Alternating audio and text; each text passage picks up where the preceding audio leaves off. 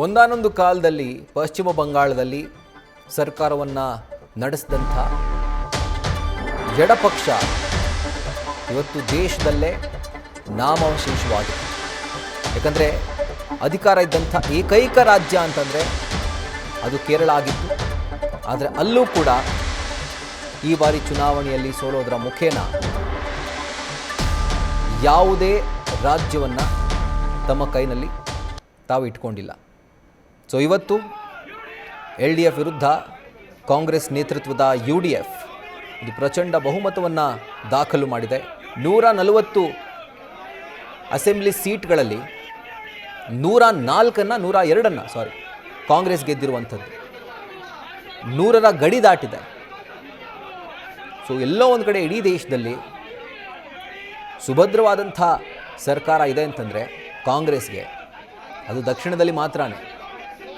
ಕೇರಳ, ತೆಲಂಗಾಣ, ಕರ್ನಾಟಕ ಇನ್ನುಳಿದಂತೆ ಉತ್ತರ ಭಾರತದಲ್ಲಿ ಅದು ಸರ್ಕಾರ ಇದ್ದರೂ ಕೂಡ ಸರ್ಕಾರದ ಮೇಲೆ ಕಾಂಗ್ರೆಸ್ ಪಾರ್ಟಿಗೆ ಕಂಟ್ರೋಲ್ ಇಲ್ಲ. ಆ ರೀತಿಯಾಗಿ ಆಗಿದೆ. ಸೊ ಈಗ ಮತ್ತೊಂದು ದಕ್ಷಿಣ ರಾಜ್ಯವನ್ನು ಕಾಂಗ್ರೆಸ್ ಗೆದ್ದುಕೊಂಡಿದೆ. ಕೇರಳದ UDF ಮೈತ್ರಿಕೂಟ ಅಧಿಕಾರವನ್ನು ಹಿಡಿತಾ ಇದೆ. ಕಾಂಗ್ರೆಸ್ನ ನೇತೃತ್ವ, ಅದರ ಜೊತೆಗೆ IUML ಕೂಡ ಇದೆ ಮೈತ್ರಿಕೂಟದಲ್ಲಿ. ಈ ಒಂದು ಮೈತ್ರಿಕೂಟ ಕೇರಳದಲ್ಲಿ ಅಧಿಕಾರಕ್ಕೆ ಬರ್ತಾ ಇದೆ. ಸೊ ಕೇರಳದಲ್ಲಿ ನಮ್ಮ ರಾಜ್ಯದ ಕಾಂಗ್ರೆಸ್ ನಾಯಕರು ಕೂಡ ದೊಡ್ಡ ಮಟ್ಟದಲ್ಲಿ ತೊಡಗಿಸ್ಕೊಂಡಿದ್ದರು. ಫಾರ್ ಎಕ್ಸಾಂಪಲ್ ಸಚಿವ ಜಮೀರ್ ಅಹಮದ್ ಖಾನ್ ಹಾಗೂ ಕಾಂಗ್ರೆಸ್ನ ನಾಯಕರು.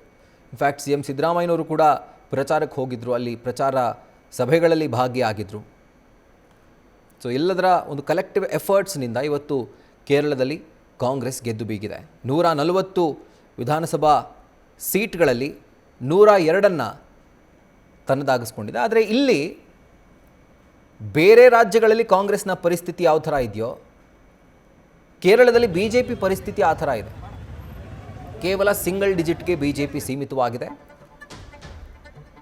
ಬಟ್ ವೋಟ್ ಪರ್ಸೆಂಟೇಜ್ ಎಕ್ಸಾಕ್ಟಾಗಿ ಎಷ್ಟು ಪಡ್ಕೊಂಡಿದೆ, ಕಳೆದ ಬಾರಿ ಚುನಾವಣೆಗಿಂತ ಈ ಬಾರಿ ಚುನಾವಣೆಯಲ್ಲಿ BJP ಸ್ವಲ್ಪ ಇಂಪ್ರೂವ್ ಆಗಿದೆ. ಅದೆಲ್ಲವೂ ಕೂಡ ಸ್ಟ್ಯಾಟಿಸ್ಟಿಕ್ಸ್ ಇನ್ನೂ ಕೂಡ ಲಭ್ಯವಾಗಬೇಕು. ಬಟ್ ಈಗ ಸದ್ಯಕ್ಕೆ ಸಿಗ್ತಿರುವಂಥ ಮಾಹಿತಿ ಪ್ರಕಾರ ಅದು ಲೀಡಿಂಗ್ ಕ್ಷೇತ್ರಗಳನ್ನು ನೋಡ್ತಾ ಹೋದರೆ ಅಥವಾ ಗೆದ್ದಿರುವಂಥ ಕ್ಷೇತ್ರಗಳನ್ನು ಎರಡು ಕಂಬೈಂಡ್ ಆಗಿ ನೋಡ್ತಾ ಹೋದರೆ ಕಾಂಗ್ರೆಸ್ 102 ಪಡ್ಕೊಂಡಿದೆ.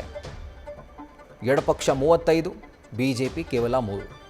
ಮ್ಯಾಜಿಕ್ ನಂಬರ್ ನೆನಪಿರಲಿ 71 ಬೇಕಾಗಿರುವಂಥದ್ದು. ಅದಕ್ಕಿಂತ 30 ಸೀಟ್ಗಳನ್ನು ಹೆಚ್ಚುವರಿಯಾಗಿ ಕಾಂಗ್ರೆಸ್ ಪಡೆದುಕೊಂಡಿದೆ. ಕಾಂಗ್ರೆಸ್ ನೇತೃತ್ವದ UDF ಭರ್ಜರಿ ಜಯಭೇರಿಯನ್ನು ಬಾರಿಸಿದೆ. ಇದು ಕೇರಳದ ಒಂದು ಕಥೆ. ಆದರೆ ಇದರ ಮುಖಾಂತರ ಬರೋಬ್ಬರಿ 10 ವರ್ಷಗಳ UDF ಆಡಳಿತಕ್ಕೆ UDF ಒಂದು ಫುಲ್ ಸ್ಟಾಪ್ ಇಟ್ಟಿದೆ. ಒಂದು ರೀತಿಯಾದಂಥ ಸರ್ಪ್ರೈಸ್ ಇತ್ತು ಕಳೆದ ಬಾರಿ ಚುನಾವಣೆಯಲ್ಲಿ. ಯಾಕೆಂದರೆ ಕೇರಳದಲ್ಲಿ ಪ್ರತಿ ಬಾರಿ, ಅಂದರೆ ಈ ಬಾರಿ LDF ಇದ್ದರೆ ಮುಂದಿನ ಬಾರಿ UDF, ಅದರ ಮುಂದಿನ ಬಾರಿ LDF, ಅದರ ಮುಂದಿನ ಬಾರಿ UDF, ಇದೇ ಥರದ ಒಂದು ಟ್ರೆಂಡ್ ಕಂಟಿನ್ಯೂ ಆಗ್ತಾ ಬಂದಿದ್ದದ್ದು ತುಂಬ ದಶಕಗಳಿಂದ, ತುಂಬ ವರ್ಷಗಳಿಂದ, ಸಾಕಷ್ಟು ಚುನಾವಣೆಗಳಲ್ಲಿ. ಆದರೆ ಕಳೆದ ಬಾರಿ 2 ಬಾರಿ LDF ಅಧಿಕಾರಕ್ಕೆ ಬಂದಿತ್ತು. ಆದರೆ ಈಗ ಮತ್ತೊಮ್ಮೆ ಹ್ಯಾಟ್ರಿಕ್ ಬಾರಿಸುತ್ತಾ ಅನ್ನೋ ಪ್ರಶ್ನೆ ಇತ್ತು. ಆದರೆ ಅದಕ್ಕೆ ನೋ ಅನ್ನುವಂಥ ಉತ್ತರವನ್ನು ಕೇರಳದ ಮತದಾರ ಕೊಟ್ಟಿದ್ದಾನೆ. ಸೊ ಹ್ಯಾಟ್ರಿಕ್ ಕನಸೇನಿತ್ತು LDFದು ಅದು ನುಚ್ಚುನೂರಾಗಿದೆ. ಮತ್ತೊಮ್ಮೆ UDF ಅಧಿಕಾರಕ್ಕೆ ಬರ್ತಾ ಇದೆ.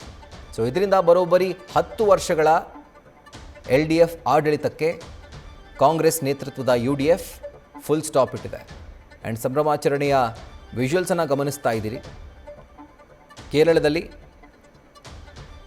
ಕಾಂಗ್ರೆಸ್ ಇದು ಭರ್ಜರಿ ಜಯಬೇರಿಯನ್ನು ಬಾರಿಸಿರುವಂಥದ್ದು.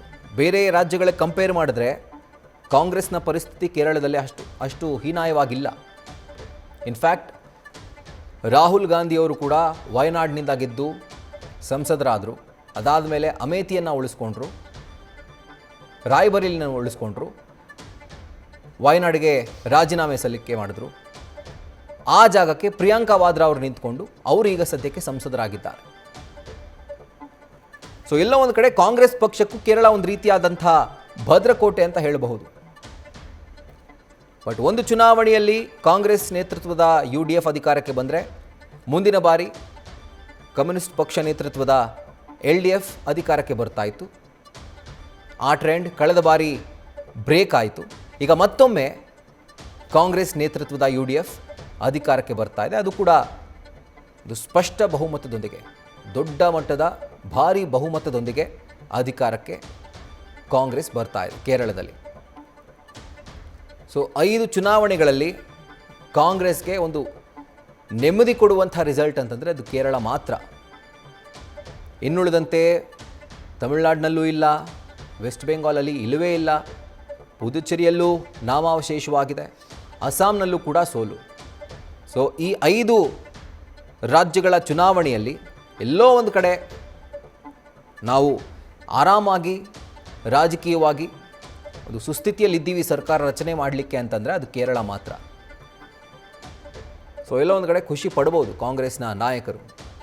ಈಗ ಸದ್ಯಕ್ಕೆ ಮುಂದಿನ ಮುಖ್ಯಮಂತ್ರಿ ಕೇರಳದಲ್ಲಿ ಯಾರಾಗ್ತಾರೆ ಅನ್ನುವಂಥದ್ದು ಪ್ರಶ್ನೆ. ಈ ಪ್ರಶ್ನೆಗೆ ಬಹುತೇಕರು ಉತ್ತರಿಸ್ತಾ ಇರುವಂಥದ್ದು KC ವೇಣುಗೋಪಾಲ್ ಅನ್ನುವಂಥ ಹೆಸರಿನಿಂದ. ಕಾರಣಗಳು ತುಂಬ ಇದ್ದಾವೆ. ಒಂದು, ಸಂಘಟನಾತ್ಮಕವಾಗಿ ಕೇರಳದಲ್ಲಿ ಕಾಂಗ್ರೆಸ್ ಪಕ್ಷವನ್ನು ಅವರು ಕಟ್ಟಿದ್ದಾರೆ. ಎರಡನೇದು, ನ್ಯಾಷನಲ್ ಲೆವೆಲಲ್ಲಿ ಕಾಂಗ್ರೆಸ್ ಪಕ್ಷದ ಕುಂದುಕೊರತೆ ಎಲ್ಲವೂ ಕೂಡ ಗೊತ್ತು, ಪಾಸಿಟಿವ್ ನೆಗೆಟಿವ್ಸ್ ಎಲ್ಲವೂ ಕೂಡ ಗೊತ್ತು. ಮೂರನೇದು, ಕಾಂಗ್ರೆಸ್ ಹೈಕಮಾಂಡ್ ಇವ್ರ ಮೇಲೆ ಭರವಸೆಯನ್ನು ಇಟ್ಟಿದೆ. ಆ್ಯಂಡ್ ನಾಲ್ಕನೇದು, ಬಹುಶಃ ಈ ಮೂರಕ್ಕಿಂತ ಇದು ಜಾಸ್ತಿ ಅಂತ ಹೇಳ್ಬೋದು, ರಾಹುಲ್ ಗಾಂಧಿ ಅವರಿಗೆ ಅತ್ಯಾಪ್ತರು. ಸೊ ಹೀಗಾಗಿ KC ವೇಣುಗೋಪಾಲ್ ಅವರು ಮುಂದಿನ ಕೇರಳದ ಮುಖ್ಯಮಂತ್ರಿ ಆಗಬಹುದು ಅಂತ ಎಲ್ಲರೂ ಕೂಡ ಅಂದಾಜು ಮಾಡ್ತಿದ್ದಾರೆ. ಸೊ ಅದಕ್ಕೂ ಕೂಡ ಇನ್ನು ಸ್ವಲ್ಪ ಹೊತ್ತಲ್ಲೇ ಒಂದು ಸ್ಪಷ್ಟ ಉತ್ತರ ಅಂತೂ ಸಿಗುತ್ತೆ. ಸೊ ಈಗ ಸದ್ಯಕ್ಕೆ ಕೇರಳದಲ್ಲಿ ಮ್ಯಾಜಿಕ್ ನಂಬರನ್ನು ದಾಟಿ ಹೆಚ್ಚುವರಿಯಾಗಿ 30 ಕ್ಷೇತ್ರಗಳನ್ನು ಕಾಂಗ್ರೆಸ್ ನೇತೃತ್ವದ UDF ಪಡೆದುಕೊಂಡಿದೆ. 140ರಲ್ಲಿ 102 UDF, 35 LDF, BJP ಕೇವಲ 3ಕ್ಕೆ ಸೀಮಿತವಾಗಿದೆ. ಕೇರಳವನ್ನು ಗೆಲ್ಲುವಂಥದ್ದು ಇವತ್ತಿಗೂ ಕೂಡ BJP ಕೈಯಲ್ಲಿ ಸಾಧ್ಯವಾಗಿಲ್ಲ. 2014ರಲ್ಲಿ ಯಾವಾಗ ನರೇಂದ್ರ ಮೋದಿ ಅವರು ಈ ದೇಶದ ಪ್ರಧಾನಮಂತ್ರಿಗಳಾಗಿ ಅಧಿಕಾರವನ್ನು ವಹಿಸಿಕೊಳ್ತಾರೋ ಅವತ್ತಿನಿಂದ ಕೂಡ ದಕ್ಷಿಣದ ರಾಜ್ಯಗಳಲ್ಲಿ, ಅದರಲ್ಲೂ ಎಸ್ಪೆಷಲಿ ತಮಿಳುನಾಡು, ಕೇರಳ ಇವೆರಡರ ಮೇಲೆ ಕೇಂದ್ರ BJP ಕಣ್ಣಿಟ್ಟಿತ್ತು. ಆದರೆ ಇನ್ನೂ ಕೂಡ ಅದು ಸಾಧ್ಯವಾಗಿಲ್ಲ. ಕೇರಳದಲ್ಲಿ UDF ಸೆಂಚುರಿಯನ್ನು ಬಾರಿಸಿದೆ. ಸೊ ಈಗ KC ವೇಣುಗೋಪಾಲ್, ರಮೇಶ್ ಚೆನ್ನಿತಾಲ, VD ಸತೀಶನ್ ಈ ಮೂವರಲ್ಲಿ ಮುಖ್ಯಮಂತ್ರಿ ಯಾರಾಗ್ತಾರೆ? ರಾಹುಲ್ ಗಾಂಧಿ ಅವರ ಆಪ್ತ KC ವೇಣುಗೋಪಾಲ್ಗೆ ಮುಖ್ಯಮಂತ್ರಿಯ ಪಟ್ಟ ಒಲಿಯುತ್ತಾ ಗೊತ್ತಿಲ್ಲ. ಬಟ್ ಸಾಧ್ಯತೆ ಅಂತೂ ತುಂಬ ಇದೆ. KC ವೇಣುಗೋಪಾಲ್ ಅವರು ಕಾಂಗ್ರೆಸ್ ಪಕ್ಷದ ರಾಷ್ಟ್ರೀಯ ಪ್ರಧಾನ ಕಾರ್ಯದರ್ಶಿಗಳು. ಅದರ ಜೊತೆಗೆ ಕಾಂಗ್ರೆಸ್ ಪಕ್ಷವನ್ನು, ಕಾಂಗ್ರೆಸ್ ಪಕ್ಷದ ಕುಂದುಕೊರತೆಗಳು, ಪ್ಲಸ್ಸು ಮೈನಸ್ಸು ಇದೆಲ್ಲವನ್ನು ಕೂಡ ತುಂಬ ಚೆನ್ನಾಗಿ ಅರಿತಿರುವಂಥದ್ದು. ಅದರ ಜೊತೆಗೆ ನಾಯರ್ ಸಮುದಾಯಕ್ಕೆ ಸೇರಿರುವಂಥ ಪ್ರಭಾವಿ ನಾಯಕ ಕೇರಳದಲ್ಲಿ. ಸೊ ಹೀಗಾಗಿ ಇವರಿಗೆ ಈ ಪಟ್ಟ ಒಲಿಯುತ್ತಾ? ಹೌದು ಅನ್ನುವಂಥ ಉತ್ತರ ಈಗ ಬರ್ತಾ ಇದೆ. ಅಚ್ಚರಿ ಏನು ಅಂತಂದರೆ, ಈಗ ಯಾರೆಲ್ಲ CM ರೇಸ್ನಲ್ಲಿದ್ದಾರೋ, ರಮೇಶ್ ಚೆನ್ನಿತಾಲ ಅವರು, KC ವೇಣುಗೋಪಾಲ್ ಅವರು, VD ಸತೀಶನ್ ಅವರು, ಈ ಮೂವರು ಕೂಡ ನಾಯರ್ ಸಮುದಾಯಕ್ಕೆ ಸೇರಿರುವಂಥ ನಾಯಕರು. ಆ್ಯಂಡ್ ಕೇರಳದಲ್ಲಿ ನಾಯರ್ ಸಮುದಾಯ ಒಂದು ಪ್ರಮುಖವಾದಂತಹ ಸಮುದಾಯ. ಕೇರಳದ ವೋಟ್ ಪರ್ಸೆಂಟೇಜ್ನಲ್ಲಿ ಅಥವಾ ಆ ವೋಟ್ ಬ್ಯಾಂಕಲ್ಲಿ ನೋಡ್ತಾ ಹೋದರೆ 12% ವೋಟ್ಗಳನ್ನು ನಾಯರ್ ಸಮುದಾಯ ಹೊಂದಿದೆ. ಸೊ ಹೀಗಾಗಿ ಈ ಮೂವರು ಕೂಡ ಒಂದೇ ಸಮುದಾಯದವರಾಗಿರೋದ್ರಿಂದ ಈ ಮೂವರಲ್ಲಿ ದ ಬೆಸ್ಟ್ ಅನ್ನುವಂಥ ಆಯ್ಕೆಯನ್ನು ಕಾಂಗ್ರೆಸ್ ಹೈಕಮಾಂಡ್ ಮಾಡ್ತು ಅಂತಾದರೆ ಆಗ KC ವೇಣುಗೋಪಾಲ್ ಅವರು ಕೇರಳದ ಮುಖ್ಯಮಂತ್ರಿ ಆಗೋದ್ರಲ್ಲಿ ಯಾವುದೇ ಅನುಮಾನ ಇಲ್ಲ. ಇನ್ನು ಚೆನ್ನಿತಾಲ ಅವರು, ರಮೇಶ್ ಚೆನ್ನಿತಾಲ ಅವರು, ಅವರ ವಯಸ್ಸು 70 ವರ್ಷ, ಈಗೇನಾಗುತ್ತೆ 70. ಆದರೆ KC ವೇಣುಗೋಪಾಲ್ ಅವರು 63 ವರ್ಷ ವಯಸ್ಸು, VD ಸತೀಶನ್ ಅವರು 62. ಸೊ ಇಲ್ಲಿ ಏಜ್ ವೈಸ್ ನೋಡ್ತಾ ಹೋದರೂ ಕೂಡ ಬೆಸ್ಟ್ ಚಾಯ್ಸ್ ಅನ್ನುವಂಥದ್ದು ಈ ಮೂವರಲ್ಲಿ ಕೆ ಸಿ ವೇಣುಗೋಪಾಲ್ ಅವರು. ಯಾಕೆ ಅಂತಂದರೆ ಇರ್ಬೋದು 62 ವರ್ಷ ಇರ್ಬೋದು, ವಿ ಡಿ ಸತೀಶನ್ ಅವರು ಅವ್ರಿಗಿಂತ ಚಿಕ್ಕವ್ರು ಇರ್ಬೋದು. ಆದರೆ 62 ವಯಸ್ಸಲ್ಲಿ ಅವರಿಗೆ ಎಕ್ಸ್ಪೀರಿಯನ್ಸ್ ಇದೆ, ಹೈಕಮಾಂಡ್ ಜೊತೆ ಒಳ್ಳೆಯ ಲಿಂಕ್ ಇದೆ, ನಾಯರ್ ಸಮುದಾಯವನ್ನು ಪ್ರತಿನಿಧಿಸ್ತಾರೆ, ರಾಜಕೀಯವಾಗಿ ಕೂಡ ಒಬ್ಬ ಪ್ರಬಲ ವ್ಯಕ್ತಿಯಾಗಿ ಪ್ರಬಲ ಶಕ್ತಿಯಾಗಿ ಕೇರಳದಲ್ಲಿ ಅವರು ಗುರುತಿಸ್ಕೊಂಡಿದ್ದಾರೆ. ಸೊ ಹೀಗಾಗಿ ಆ ಮೂವರಲ್ಲಿ ಕೆ ಸಿ ವೇಣುಗೋಪಾಲ್ ಅವರಿಗೆ ಮುಖ್ಯಮಂತ್ರಿ ಪಟ್ಟ ಒಲಿಯುವಂಥದ್ದು ಬಹುತೇಕ ಆ ಸಾಧ್ಯತೆ ತುಂಬ ಜಾಸ್ತಿ ಇದೆ ಅಂತ ಹೇಳಬಹುದು.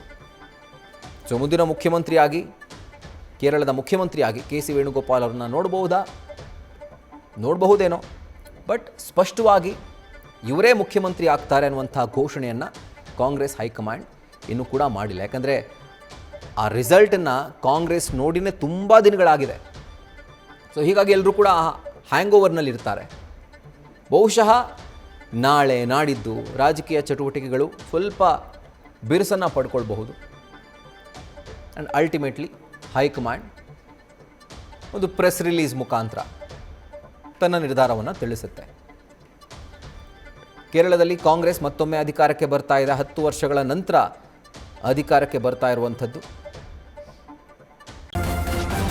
ನ್ಯೂಸ್ ಫಸ್ಟ್ ನಿರ್ಭೀತಿಯಿಂದ ನಿಮ್ಮ ಪರವಾಗಿ.